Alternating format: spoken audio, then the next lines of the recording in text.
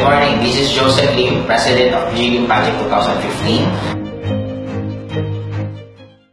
Ano ba ang meron sa project? Guys, nakaka-excite. Bakit?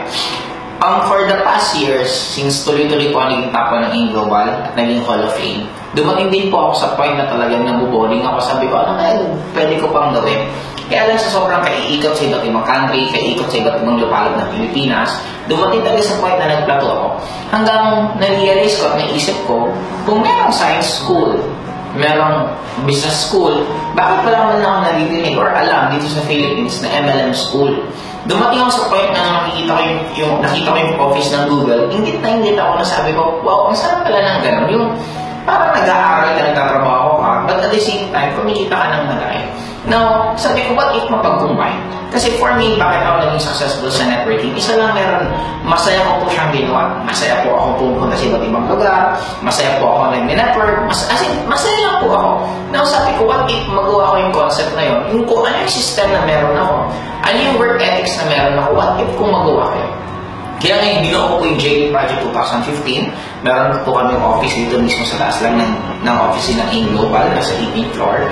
Nakagandahan po dito ngayon is, kung mag-join ka sa amin at gagawin mo yung system namin, mas magiging madali ang pag-network mo. Bakit? Parang ganito. Meron kami dalawa. May online division, may offline division. Sa offline division, kahit wala kang apply, kahit yung apply mo hindi marunong. Kasi nangyari nga tendency minsan, nag-join ka, nag-join. Kaya yung apply mo, kung join lang din, ano naman may tuturo niya sa'yo? Kaya hindi mo rin pwedeng sisihin yun kasi it's just normal. Kung pareho pa kayo mag-aaral, it will take you years para maging magaling na networker. Now, ano ang point ko? What if? Sabi ko nga, what if kung ang magtuturo sa inyo mismo is magagaling na? Kaya bumuko ako sa offline division, meron po ang tinatawag na coordinators. Ito ang coordinators na to, regardless kung cross-line nila or downline na or hindi, ang treatment nito will be the same. Kasi para po sa akin, hindi ako magiging magaling mag-talk kung ang naging treatment ko po sa iba, pag cross-line, hindi ako nagsasalita, pag downline ko sa kalan, never ko po kasing ginawa yan. Naging part po ako ng Speakers Bureau ng AIM Global, umikot ako ng buong Philippines, trinato ko po lahat ng downlines ko.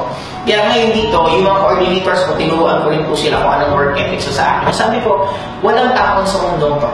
Kung ano man ang itatapon mo, ibabalik at ibabalik sa'yo. At gandahan mo ng tapon mo. Anong point mo? Kung ikaw yung coordinator at tinuturuan na maging magaling na networker yung estudyante mo, ano mangyari sa'yo? Gumagaling ka magturo. Eh, what if pag downline mo na tinuturuan? In short, hindi ko lang masyadong ilabalik ng sobra. Yung coordinators nandito po para tumulong sa'yo. Kaya napakaswerte niyo po. Kahit wala nang nag-guide sa inyo, kahit ikaw yung parang ligaw na distributor na wala kang cross-line, wala kang apply na kaibigan, parang gano'n.